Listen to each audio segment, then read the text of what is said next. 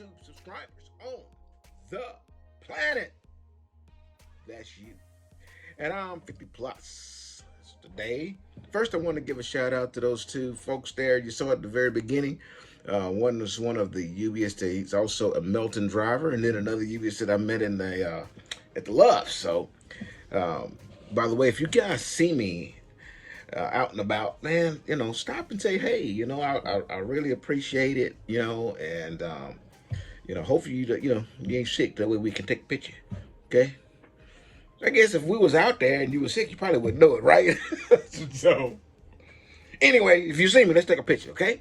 And I really appreciate seeing you guys, talking to you guys. It makes me feel good. Plus, some of the stories you tell me, man, is really uplifting that I did somehow, in some way, help you to get your career started in trucking, and it's a fun industry. It's a great industry, and if I can help you with that, I really do appreciate you guys letting me know and let me know that I was a part of helping you make a positive move. I really appreciate that. Anyways, okay. So today, I know it's been a while since I made a video, but hopefully I can make up for it today. Listen, we're gonna talk about one of my hobbies. Okay. So, I won't even call it a hobby. What this thing is either a part of you or it's not. I mean, you're either pro or you're not. And you saw the photo, so you know what I'm talking about. So, without further ado, I'm going to introduce you to a couple of my friends. Okay. Now, I want you to understand a couple of things, just in case you're not with this. Okay. There's going to be some trucking stuff at the end. Okay. That much, but it's gonna be some trucking stuff at the end. All right. Now, everybody don't have to like these things. Okay. But they're a part of our culture that made us a independent country, and they keep us independent. In fact, they keep you independent. You may not like them, but it's a fact. Put it to you this way: if somebody was coming at you and meant you harm, would you want someone to run up to that person and say, "Hey, you can't do that. Can't inflict pain or harm on someone, take their property, injure them while taking their property. You can't do that because it's against the law. We have laws that stop you from doing it." I mean, we know that works, right? Because it happens every day where somebody thinks, "I'm going to go do something." Oh, you know what? I better not do that because it's against the law. It always stops people, right? I can tell you what is very, very successful at stopping that person, that naughty person from breaking the law. And it is a good person with one of these. Look here. This is a fact. Oh, by the way, I don't have an optic on it. I just picked this up today. This is oh I've been waiting for this for a long time, and you don't really get to see them too often. Okay, that is a scary black rifle. Oh my god, it is an AR-15, and it is actually a modern sporting rifle. Okay, it is not education time. This is a rookie channel. This is where we learn. Okay, it is not a AR-15 assault rifle 15. No. That's not what it is. AR stands for Armalite, and that is the name of the company who created that platform. It's not assault rifle. It's just the people who want to get in your head and tell you a bunch of bull, convince you that that thing is just so evil and mean that it is an assault thing, and that's just not true. And it is not a weapon of war. I haven't been in the military ever a day in my life, but I do know one thing: if I was in the military, or if I was going to go after someone with if someone with military grade weapons was coming at me, I don't want that. That's a 308. It's a pretty 30 caliber projectile. It's got a wallop, but I don't want to go up against somebody with actual military grade weaponry. It just you will fail. into a hole, that's pre-dug for you, and then they cover you up and you're done for the rest of it. You will fail into that. That's what happens.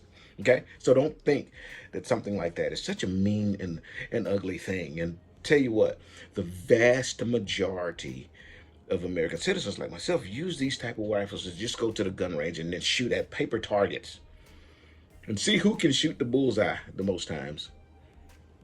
That's it. Like this one. This is an AR-15, okay? This little scope right here is it's nice. It's a fun little deal. See a little color in there. It's fun, okay? It's a nice little thing. By the way, this thing's got nothing in it, okay? It's all everything that I show you. It's there's nothing in it, okay? See there? You can see some light through there, and it's nothing. See, nothing's in it. All right, so there's nobody in this room but me, and nobody in this house but me, so nobody can possibly get hurt by this thing, okay? So I have to say that because people watch these things and they go, "Oh my God, he's so good. He's gonna hurt somebody." Close this page, go on to the next video if that's what you believe, okay? This, see the little pods. Its thing is set up to shoot paper, man. I just shoot targets with it, and I enjoy it. That is a rifle. You can shoot deer with them. Man have been killing food with those for, I don't know, a whole bunch of times, a whole bunch of years. The traditional ones that were made out of wood stock and all that kind of stuff, they aren't near as scary, right? Because somebody's gotten into your head and told you that it's a wild, scary thing, and it truly is not. Okay, they are really fun. I enjoy them. Okay, and I use them to go. I do hunt, and I enjoy hunting with them. I got a new hunting toy, last one. Okay, then I'll quit showing off my toys. This is actually a pistol, and that's a big hole, isn't it? Let me show you a trick. Right there. I gotta find it. There we go. Look.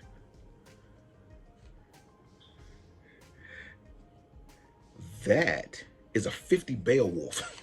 and I actually use this to shoot feral hogs. And make a mess too, but it's fun to shoot.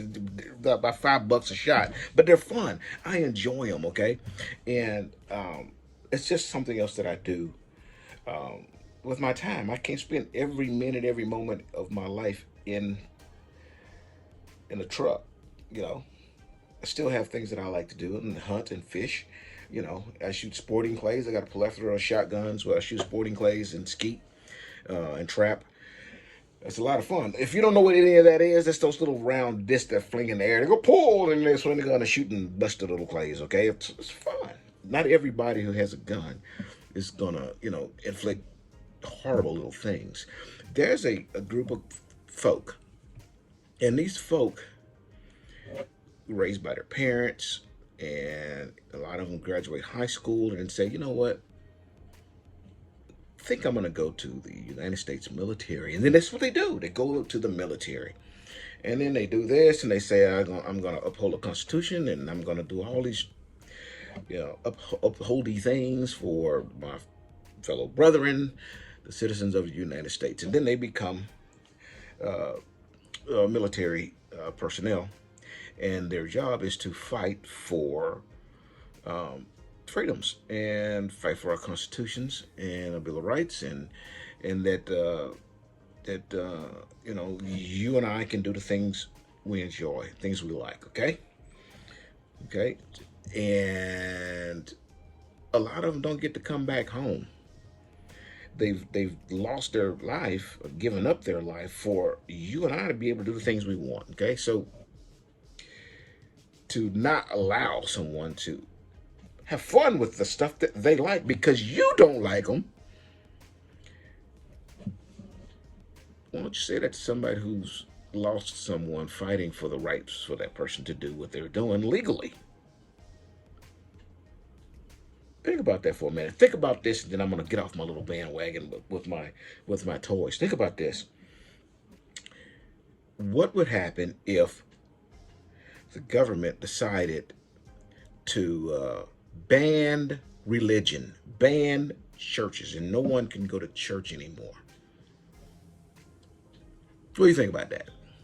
You wouldn't be too happy. A lot of you guys and gals would have a real problem with the government banning church, saying that you cannot go to church anymore. You'd have a lot of problems. And a lot of you saying right now that'll never happen because, they just think, we have rights to go to church. We have freedom of religion and we can go to church. And I ask you to think back about a year ago when COVID hit and there was police cars sitting in front of churches saying you can't go to church. And there was pastors of churches getting arrested. Do you remember that? Do you remember the government telling you that you can't go to church? And you just thought in your mind that could never happen. And it damn sure just did. Think about that. Think about the power of the government.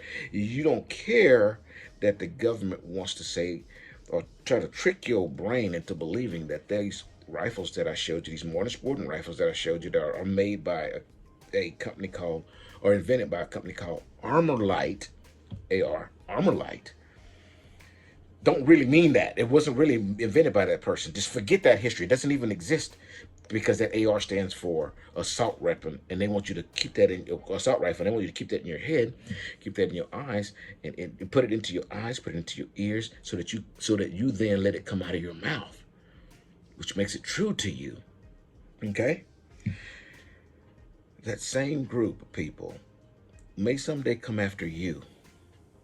And if you didn't stand behind that person who enjoys shooting, enjoys hunting, enjoys their mortar sporting rifle, and very happy that someone fought for their right to do these things, if you don't fight for that, do you expect for that person to then fight for you when they come and try to take your religion away, tell you you can't go to church? Ban restaurants and say nobody can go out to eat anymore. Wait a minute. Didn't that just happen? A whole lot of stuff that happened. That don't mean that it's good. That don't mean that it's real. That don't mean that it should be the norm, okay? We all have to live in this cornucopia of this world together. And I don't want to step on your toes. Don't step on mine. It's the same thing, okay? So this is a trucking channel. So why am I talking about, my mortar sporting rifles and my guns and hunting and stuff like that? One of the things is because the vast majority of you all are right now doing this. The vast majority, because the vast majority of you guys who want to get into the trucking industry, and a lot of you are ex-military, and a lot of you love to do these same things, and you understand everything that's coming out of my mouth, and you understand why I'm saying that, okay? And it's trucking related. Why? Because this one, which one? This one, my Springfield Saint Victor in 308. I just happened to have picked that up. Very, very, very, very, very, very, very, very recent. Okay? And just so you guys know, okay? Just so you know, in case you didn't. See, the people want to peep in your ear and tell you that just anybody can just go out and just buy a firearm, and they don't go through background checks, and they don't, you can just don't do it. Just go buy a gun. It's everybody is free to get them. That's what they want you to believe, but that's bull. That is absolute bull. In order for you to get one of these firearms, you have to fill out a form, and that form is given to you by a licensed person from the ATF, and that person is called an FFL, okay? And the FFL, you go to them and say, I want to purchase this firearm, and then they say, okay, you can have that firearm sent to me, and when it gets to me, I'll give you a call, and you can come to the house, and you can look at it. If you want it, before I give it to you to keep, you're going to fill out this form, and when you fill out this form, they're going to send a background check, and have to actually get a background check back from the federal government and ATF that says they did a background check on you and that you can receive that gun. Then at that point, this FFL hands you your new gun. Okay, that happens at gun stores. It happens, all over the place. You can go buy a firearm off the street. Okay, that doesn't mean that it's legal. So we're not talking about criminals who ain't they first time breaking the law and ain't gonna be their last time breaking the law until they're unable to break them. Okay. No, you're not talking about the law-abiding citizens. Besides, you're not going to be able to make a law that forces somebody to follow the law. Okay, that's just. I know. I'm saying this stuff to people who already said it, right? All right, but I went to my FFL to pick this one up. Okay, and I have a concealed license. It's really easy if you've already been through the background process. So while we're just lazily going through it, and I mentioned to him that I drive trucks. He goes, "Oh man, you know what? I am about to get into the industry. I'm, as my third career, and he's, around about my age, and he's just ready for something different. And then and he likes trucking, and because it can actually." You spend a lot of time with your family. You can put your wife in there, right? With your family, but your wife, and your wife can ride around. You can go see the country and make money, and it's a really fun career. I get it, but we were talking um, about him getting into trucking, and one idea is for and I want you. This is where you guys are going to start chiming in down there. You can also chime in about how fancy my rifles are. My rifles are. Thank you. I like that. Thank you very much. The shorter one I said was a pistol. That is a 50 Beowulf. Okay, so you can come in on that one. That's got a wallop. It's a fun thing. Maybe next video I'll show you the projectiles that they shoot, and that you'll see the difference in them and go, whoa, the one's as big as my finger, right? It's a lot of fun. And the one with the bipods on there, it's a 5.56. It's a very small projectile. It moves pretty quick, but it's a target shooting thing. Okay, it's a lot of fun. And then the other one, the Springfield Saint, is a 308, and it also carries a wallop, and I use that one gonna use it for hunting. Okay, so comment about that stuff, but I also want you to comment on these three things, and then I'll let you guys go on about your business. Okay, one, should he get into trucking this way? Acquire a CDL in whichever way he's going to do it. Acquire that CDL. As soon as it gets it in his hand, go purchase a truck, whether it be a new one or a used one, or whether just go buy a truck, go buy a trailer, and then start searching the load boards or whatever as an owner operator and try to get some freight and start pulling it. Okay, that's option one. Option two is to get with acquire your CDL, get with a small company, drive their trucks, get you some training, and maybe a year or so in, or maybe even 6 months or 3 months in, you topic for discussion. At that point, acquire a truck, lease that truck on to someone, and be a lease operator. You also have to know the difference between owner operator and lease operator. They are not the same. Okay. Yes, they both are owning or purchasing a truck, but one gets his own work, his own freight, his own customers, and handle all the business on himself. That is an owner operator.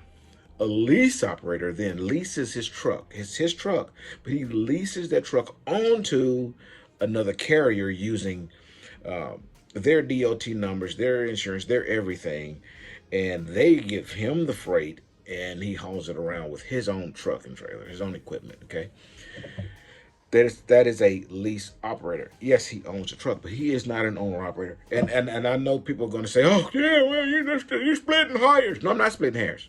I'm not splitting hairs. There's a true difference between an owner operator who runs his own business, doing all the work, his own customers. He's doing, collecting all the checks and depositing them and then paying off who he needs to pay and everything. Okay, everything he's doing that. And then a lease operator who owns a truck, but then puts that truck onto someone else's fleet using someone else's authority, and then they pay this driver. It's difference. That's not splitting hairs, okay? All right, so what's option two? Well, option one was to buy a truck, get your CDL, buy a truck, buy a trailer, go on a load, get your own authority, go on the load boards, and go after it. Number two, own a truck, get your CDL, and this is all brand new stuff, right? You're a brand new CDL holder.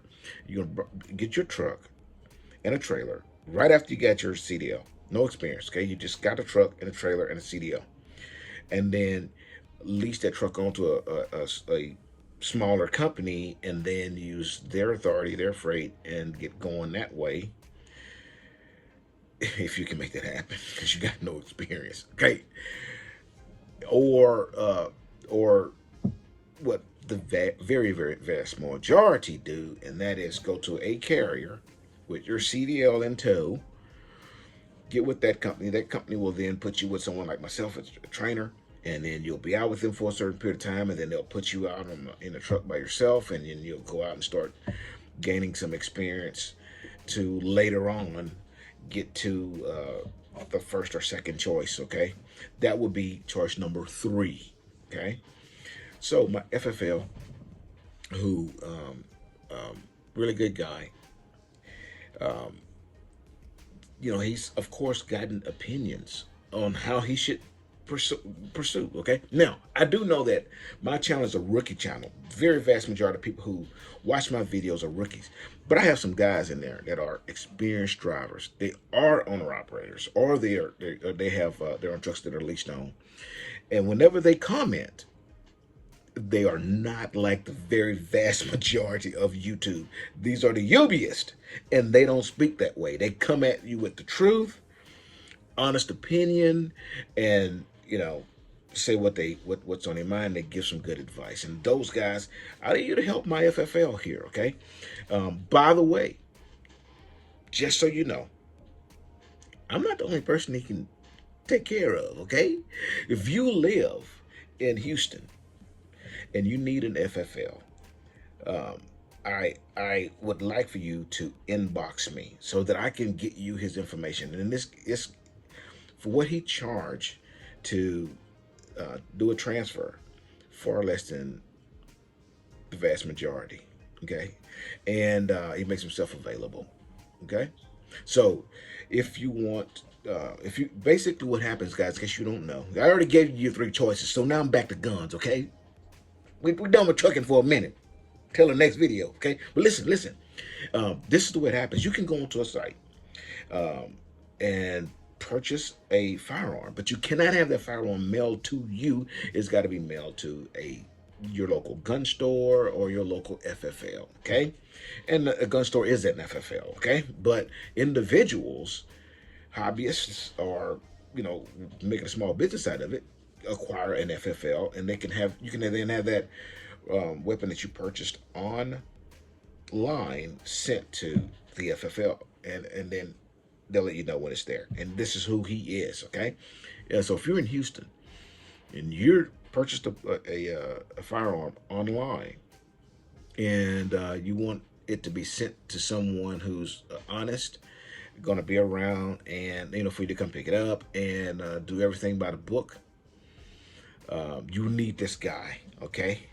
And so I'm not going to put his information out there like that, just like blast it, because I don't want him being inundated by crazy people, okay?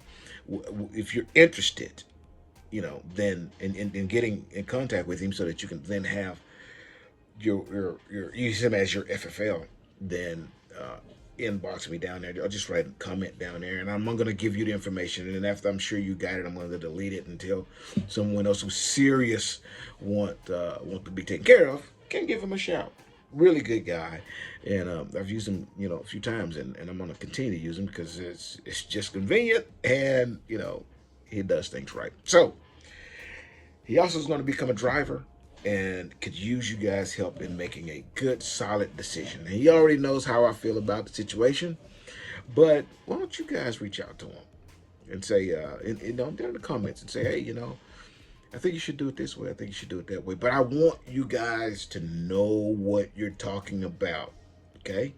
If you don't have experience in either one of those, don't comment on this one. Don't say, well, I've been watching YouTube enough, so now I know how to do it. No, you know how I am. I'm going to give you guys the truth. I'm going to give you guys real information, stuff that I've either dealt with myself, or dealt with myself. Otherwise, I'm not speaking on it. Okay? And that's what I need from you guys, because that's the only way you can truly help someone. Talk to them about the experiences that you had and whether or not it's a positive thing for you. Okay? So help them out. And I'm going to be more digital in sending you guys videos. I know I've been kind of slacking off, but that has a whole lot to do with the time I spend with my students. I need to make sure that they know what they're doing, and I'm letting them drive these trucks on their own when I'm done, and I'm saying that they're ready. And so sometimes we don't have enough energy in the end of the day to record videos, and so that's why there's a lag in them, okay? But until I see you again, deliver undistracted. Hey, if you guys want to come drive from Melton, of course, you know what to do down at the bottom. I'm going to have the link down there, okay? So come on down here and get you some experience, okay? Till I see you again, deliver undistracted. Here's your boop.